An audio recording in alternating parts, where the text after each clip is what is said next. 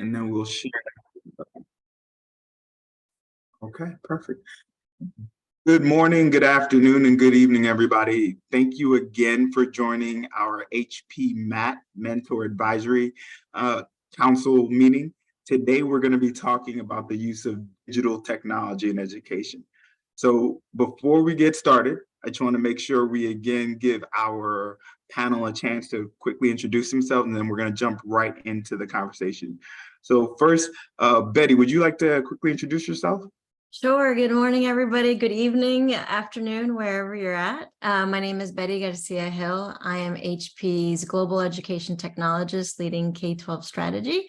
And just a little bit of my background, I come from 18 years of education experience as a teacher, master technology teacher, and then digital integrator for one of the largest school districts in the United States. Thank you, Betty. Tolu, did you want to introduce yourself, please? Yeah, of course. Yeah. Good evening, everyone. Nice to be here again. I'd say I'm currently the global product manager for HP within the third-party coverage services. I'm based here in Houston. And for those of you that were part of the program when we joined, I think we started about 2 years ago. I used to be back in Lagos, and I'm happy to see everyone here. Happy to be part of this program. It's been a very important program for me, and of course for everyone here as well. And I'm looking forward to connecting with you all as well. Thank you, Tolu. And last but not least, Farida. Hi, I'm Farida Khan. I'm based in South Africa. I'm the education lead for HP South Africa. I've been with HP for the past 17 years. And I think I'm just very passionate about education.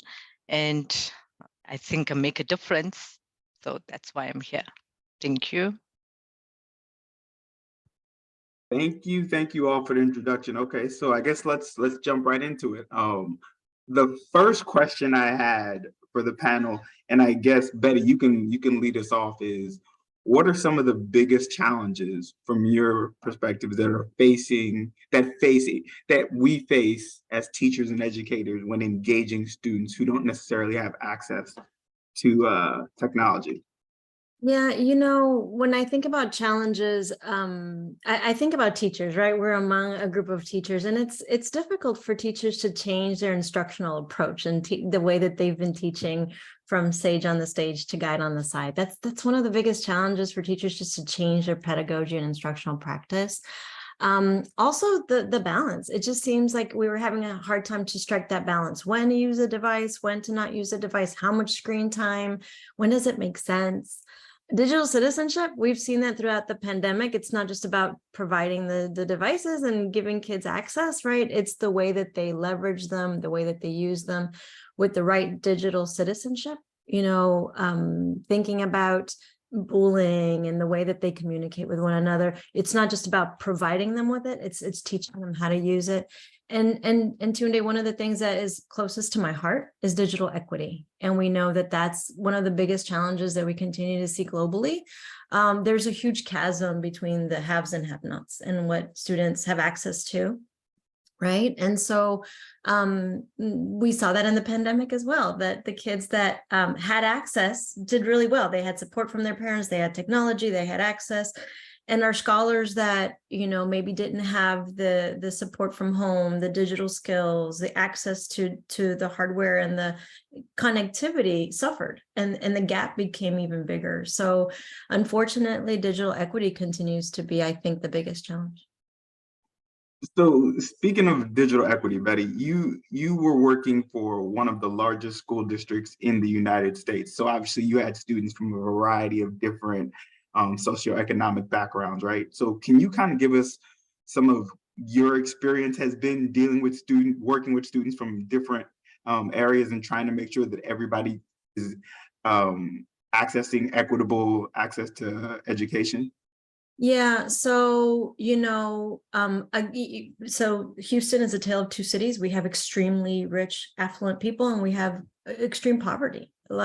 Students that didn't have access, didn't have internet, and I'm just going to give one story that people don't realize, because the district made efforts to provide students with devices and provide students with internet, but it was all hands on deck, and we were training the grandparents and the people who were supports kids at home. And I remember I'm a Spanish speaker, and so I deal with an immigrant community. And I remember the grandma, I was telling her, click on the browser, click on Google. She was like, what's that? And I said that, okay, this is a circle with little colors, click on that. Okay. And then, okay. She clicked on it. And then I was like, okay, on the URL bar type, what's a URL bar? And, and that's the reality of the community that I serve, right? That these grandparents were trying to assist their scholars in accessing content, accessing learning, but they had never been to a browser. They didn't understand the concept of the internet. They didn't understand the concept of www dot, and this is how you, and so, I can't underline enough to say it's much more than facilitating the device and facilitating connectivity. It's helping the community be able to leverage these tools and have the exposure to it to connect. And the gaps are huge when it pertains to that. Whereas other scholars, of course, have parents who live and breathe the internet every day. And so just to exemplify, Tunde, to your point, the fact that, as we serve our communities, we must empower them by giving them supports and also the digital skills to allow them to leverage these tools. Completely agree with that, Betty, and thank you for sharing that story. Next, Farida, I'm going to go to you. Being based in South Africa, can you kind of talk to us about some future trends that you're seeing in education in terms of the use of digital technology? The future trends, I think they will be like a teaching of the 21st century skills, right? Like coding, robotics, the 4IRs, lots of artificial intelligence, blockchain, cybersecurity, etc. Because I think AI will play a big role in the next generation of learning. I think that's where the future trends are going, right? And like as to what Betty says, I mean, when we're talking about the challenges, like in Africa, we have the load shedding problem, the connectivity issues. And I mean, the challenge that we face here is the lack of device, right? And not everybody can afford it.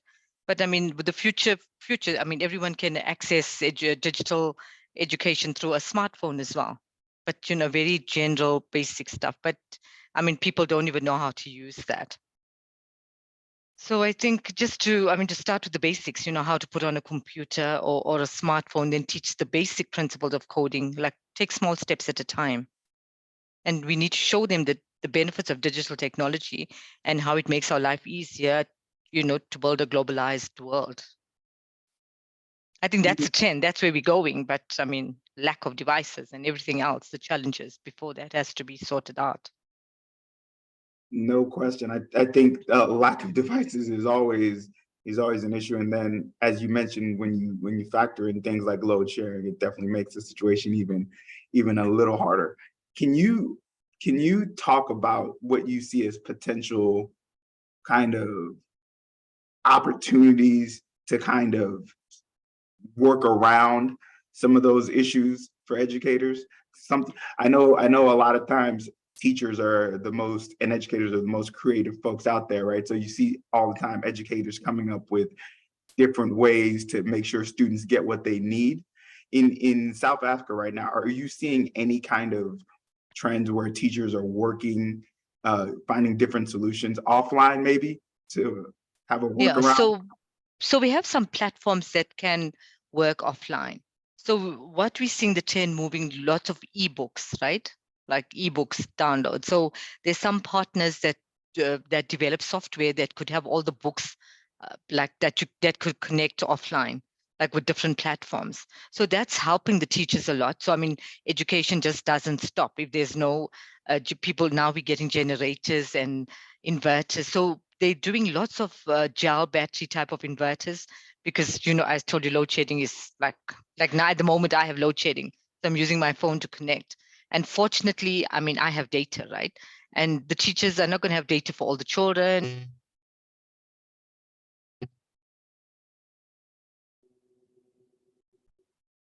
Unless it's me, I think, Farida, we just lost you. Tunde, I'll add on to that. Another thing is creative scheduling. I know that For all schools. Sorry, Betty, you saying something? No, we lost you. We lost your connectivity for a second, so I was filling in the void, but you can continue. Oh, no, sorry. Where did I stop? Yeah, I was just talking about inverters, right? So we're trying to get inverters into school and generators. So that, and if teachers could download and we can use an offline platform, all the information would be stored somewhere and they could, everyone has access to that. So that's what we're starting, and lots of small partners are coming up with platforms to do this, to help the teachers to be in an offline mode. So teaching doesn't stop. Of course, teaching definitely cannot stop just because people don't have devices. Betty, what were you I'm sorry, you were gonna add on to Farida's point? Yeah, creative scheduling. We know that the gap happens in that homework gap, right? When they're not on the campus. And so being creative with the providing time before the school day or after the school day for scholars to have access and time to be able to engage in these activities while in the building. Also, it doesn't solve all the issues, but it also gives students the opportunity that don't have, right, to be able to work on those projects or work on things when there's some creativity there in the schedule. Definitely. And Tolu, you were at the heart of integrating technology and education when we helped start HP Mat 3 years ago. Can you kind of give us some insights into your experience in Nigeria, and now as you've transitioned over to working in the US, kind of some of the challenges you saw firsthand in Nigeria, being in the technology space, trying to integrate it into education? Yeah, so I'd say, growing up in Nigeria, living in Nigeria, working in Nigeria, I saw a couple of enormous challenges right in the educational industry, and I would say, one of the biggest challenges I saw, especially with the use of technology, was around, I would say, being able to leverage on, like, what my counterparts have mentioned about being able to understand how to use the device, and second as well, access the internet as well. One of the biggest challenges, especially in modern times as well. And I think, those challenges, are still there today. A couple of projects are made by the government as well as private organizations to support, I would say, the digital divide being reduced to an extent as well. But I think programs like this, right, okay, have helped enormously to not just train or equip the students as well, but also train teachers for them to be able to understand how to use the latest technologies to improve the quality of teaching and learning in the schools as well. Give an example as well. Today, if you look at learning right now, learning today or leveraging technology to learn is not just about putting a device in the computer room. Back when I was much younger, in my high school days, we had a computer room, right? Computers had no place in the classrooms. It was more or less like you want to use computer, go into the computer room. But nowadays, there needs to be the approach of blended learning where, in the classroom, you're using computers not just to, compute, but more or less to teach and impart knowledge, to research and all that as well. We need to have adaptive learning platforms. We need to have, ensure we see how we use a lot of multiple resource formats to ensure that the students and the teachers are able to first, understand what is taught. Second, as well, are able to add value as well to their ecosystem as well. And I would say so far so good as well. Despite the challenges, I'm proud of the progress that the countries have made. And I would say in emerging markets, specifically in Africa, there's still a lot of work to be done as well, because Africa today, as I would say, one of the youngest populations in the world, and if they remain undereducated, that's a problem for the world. So we need to work together to keep putting up resources to see how we can ensure that beyond the challenges, we are working with our teachers, we're working with our institutions and our students to ensure that they have access to the latest technologies. One, they know how to use it and not use it creatively as well. And back to one point that I think you had mentioned earlier about, your grandma tried to use technology. Trust me, it's everywhere. But one thing I think I give to our parents and to our guardians, the fact that they want the best for us as kids, right? They want the best for their children. So being able to encourage that education, that awareness, to say, hey, here are the schools and here are the curriculums that we are running to support you in achieving that aim that you want for your child as well, is still very important as well. So one thing I kind of want to get all of you all's opinion on is something, Tolu, you just mentioned, right? So even when you have access to technology, the entire focus of of the education curriculum can't be on just that piece of technology, right? You have to emphasize blended learning approaches, right? So can you kind of speak to that a little bit and the importance of blended learning? Yes. Okay, yeah, sure. Betty, want to go on? Betty? No, Betty, go on. Ladies first. Yeah, so blended learning, it's so important, and even the definition matters, and it's changed since the pandemic. What is blended learning? What is the flipped classroom? What is, and it's striking Tunde that right balance. One of the things that I noticed as it pertains to technology when I coach teachers is that they got so excited about a tool, and oh, it's fun, oh, it's cool, oh, the kids like it. But I always push them to say, no, does it make instructional sense for the lesson that you're teaching? Are you going to reach mastery of the objective? I asked the question, how can the lesson be improved by the use of tech? And so blended learning means that you're putting these puzzle pieces in the right place. Am I substituting something? Am I modifying something? Am I redefining the way I'm teaching? I can't think of an example right now, but there are opportunities where it makes sense to use technology, but just as important, there's opportunities where it doesn't make sense, where it's more about conversation, engagement, communication, planification together, cooperative learning, right? And so blended learning is really being strategic around bringing the technology and those key opportunities where it really improves that mastery and that ultimate objective that we're trying to reach, and that we're making the best use of time. And so sometimes it makes sense to add a video or to do some research or to go online, and sometimes it doesn't. And so really that's where the teacher brings in their creativity, but also puzzle pieces of technology where it makes sense. I love that, Betty. And I think that's a great segue to Farida. You just dropped the link to HP Online Teaching Assistant in the chat. And I know that's something that we've been conscious about building into the HP MAT training curriculum, so the teachers have access to that. But did you want to kind of speak a little bit to what HP Online Learning Assistant is, just so the folks who aren't aware kind of get a better understanding? No, I just put in that link because it'll help teachers to prepare. I mean, even if you Google and to do how to do a PowerPoint or how to do a presentation, it'll show teachers where to find the content. I think it's a cool tool, something that they can use. So no, I just was going to just say that. I mean, just try it out, try the link and see how it works. If you guys have any questions, you can always come back. Sorry, online teaching assistant is part of the HP MAT program. It is under the digital equity. So we do that with all our training. When we're doing the mentor a teacher, we show them how to use different online tools, Google Notes, Google to create their own website, to create PowerPoint, Google Classroom, Google Slides. We do use that. I think all the mentors should have covered that during the mentor teacher course. Yeah. Fantastic. And the HP Live courses as well. We go through the HP Live courses. So that it's something that is part of the HP mentor teacher at the moment. Okay, that's good to know, that everyone is using it. And I just want to stress to all the audience, the HP Live, I mean, all of us are entrepreneurs at the end of the day. And even for the students, that's something you take out to the community and at large. Definitely. So that's good. And finally, that just brings me back to, I think, when we started the program about what we could do differently. I think HP Live was very, I would say, a strong part of the foundation of what we used to teach the teachers. And the program on HP Live is amazing because there are a lot of, I would say, trainings they're able to get out of it is beyond what they will use in the classroom. It's also things that the kids can use in their homes and use in their business as well. So yes, HP Live, I would say, has been a fantastic resource as well. So thanks for pointing that out.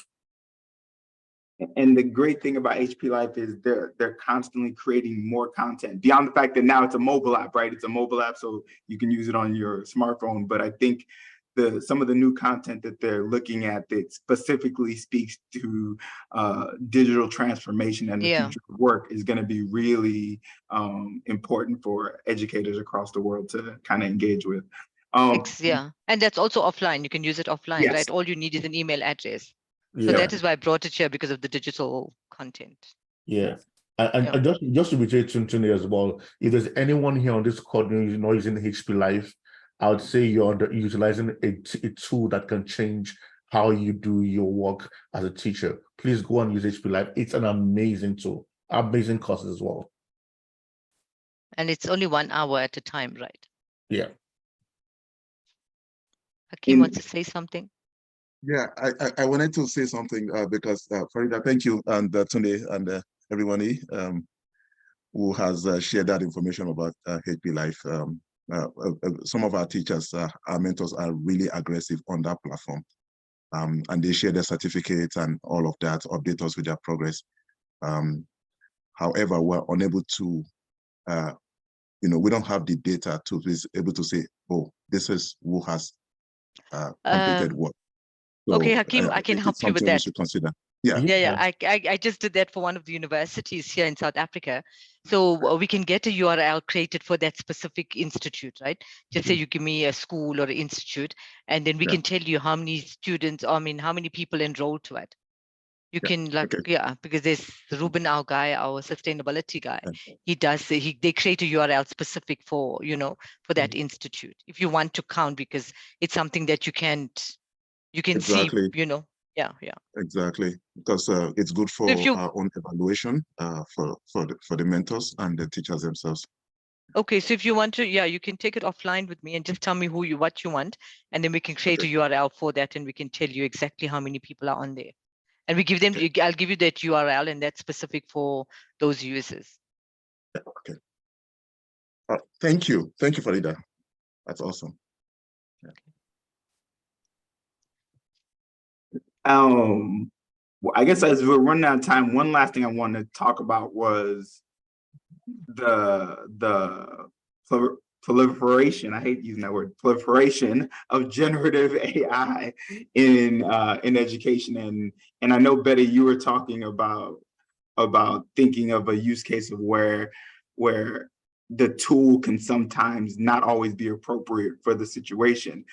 For you, for Tolu, for Farida, can you all talk a little bit about your thoughts about how you believe generative AI can be leveraged in education, but not overused? Because I know in education, a lot of times educators are fearful that students are just gonna search the answer and get the answer, and everybody's gonna be getting the same answers using the same generative AI tool to essentially do the work for them, right? But can you speak to how, instead of necessarily being fearful of that technology, we can leverage that technology as a partner in the work? For sure. Oh, sorry, go ahead. No, go on, please. No, Tolulope, you get us started. I started this last time. Yeah, I think, the generative AI is something I'm still studying as well. But when it comes to education, I would say it's scary because, I know how hard we put in the time to get into education as well. But I would say, I think being able to work with, global leaders to come up with legislation, not to control or curb AI, but to use it for good would be better as well. Just like the internet, right? When the internet came, there were a lot of fears, that's going to take over the world and all that. But today, we've seen the internet being used for good today. So I would say it's a good, step in the right direction. But I think what needs to be done, and this is the same thing that even the founder of OpenAI is asking for, is that we need the governments and even big institutions to work together with these companies to come up with laws to manage how this I would say how AI is being used, of course, across industries, especially for this situation in education as well. I think it's important. I think it's going to help students, I would say, fast track how they learn. But I think being able to be guided into the framework of how to use it will really help eventually as well. But I think for now, it remains a challenge that needs to be resolved as well in terms of how to use it. And from my side, I think lots of institutes are putting policies in regard with plagiarism, right? So you can't just take everything, just copy and paste, right? And you want it to be interactive. You want the student to understand what he's reading. You want him to acknowledge and understand and put it in his own words. So I think when you do have policies in place, so you're just not copying and pasting and like, because everybody's going to do that. I mean, as you say, I mean, the chat, the chat GPT thing, whatever has come out, they just said, I mean, Microsoft backed open AI release to the bot, right? And you see but the policies have to be in place. Otherwise, this world is going to be chaotic. Everybody's going to have the same answer. There's no difference. Everyone's just going to copy and paste. So I mean, it has to be something interactive, right?